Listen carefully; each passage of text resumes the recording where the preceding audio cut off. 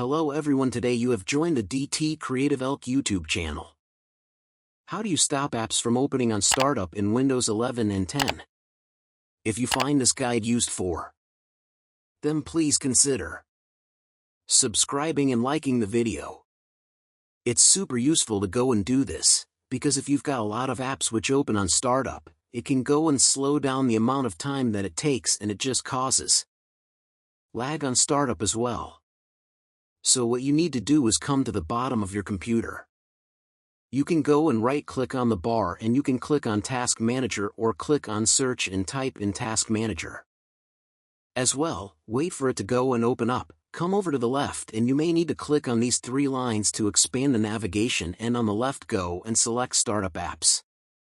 Now you can scroll through here and see the different apps. It's important to know you can look at the status and the startup impact.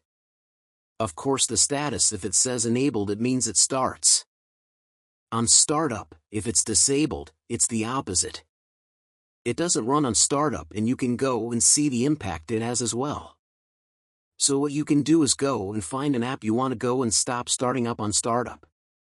For example, here I could go and do this with iTunes. Go and select it and go to the top right, and you can click on disable like so, or you can right click on it and press disable. If you want to go and enable it, all you need to do is right click on and press enable, or go to the top right, click on enable.